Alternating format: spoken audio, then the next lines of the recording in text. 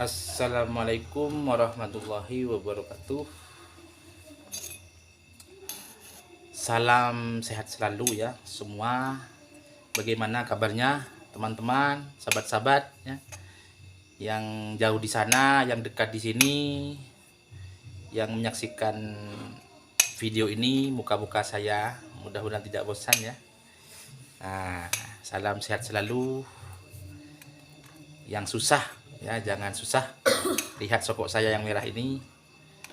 Yang lagi bahagia perbanyak bersyukur, yang lagi dapat rezeki perbanyak bersyukur, yang lagi susah galau jangan lupa berwudu dan tetap memohon ampun kepada Allah, dan mudah-mudahan segera dapat ada solusi yang baik. Nah, untuk pertemuan ini ya, capek saya ya, sebenarnya capek. Saya tadi habis bekerja seharian, capek. Tapi sekali lagi ini permintaan dan akan update karena kelanjutan dari pasal-pasal yang kemarin. Tentunya walaupun capek, gak ada niat lain selain berbagi ilmu, berbagi cerita, berbagi pengalaman. Mudah-mudahan manfaat ya.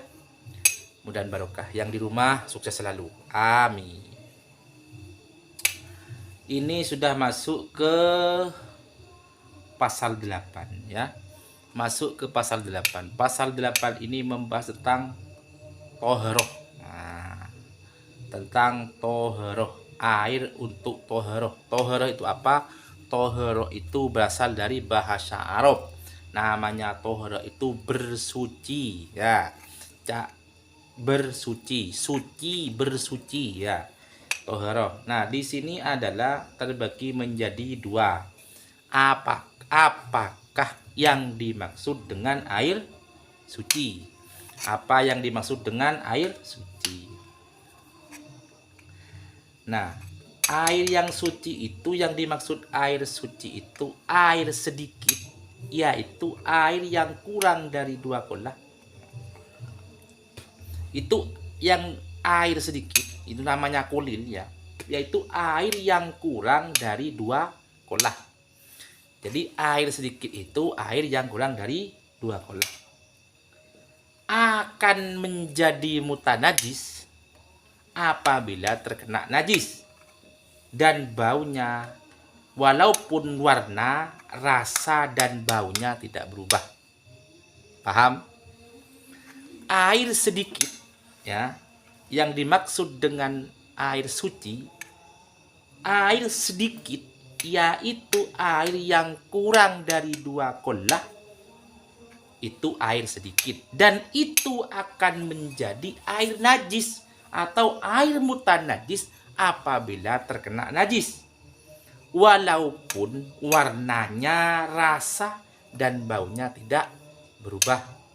Nah, contoh air 1 ember, air satu cibuan, itu air 1 ember itu air yang kurang dari 2 kolah. Itu namanya air sedikit karena kurang dari 2 kolah. Nah, air 1 ember itu ketika kena najis, kotoran manusia, kotorannya hewan, darah, walaupun tidak berubah rasanya, tidak berubah warnanya, tidak berubah baunya, itu otomatis akan menjadi najis. Ya, kenapa kok begitu? Karena itu namanya air sedikit yang kurang dari 2 kolah. Paham ya? Nah, ini air sedikit. Pengertiannya air sedikit menurut fikih yang bab najis, yang bab air suci ini. Nah, yang nomor 2, air banyak, air banyak katsir, yaitu air yang banyaknya 2 kolah atau lebih. Air banyak tidak menjadi mutanajis, tidak akan menjadi air najis walaupun terkena najis, kecuali berubah warnanya, rasa dan baunya. Paham? Contoh, kita jenengan semua kan di rumah pasti punya jeding kan, punya kamar mandi yang besar ukurannya mungkin 2 meter, 2 meter, 2 meter, 2 meter. Jadi berapa? 2 meter, 2 meter, jadi 8 meter. 2 meter, 2 meter, jadi 8 meter.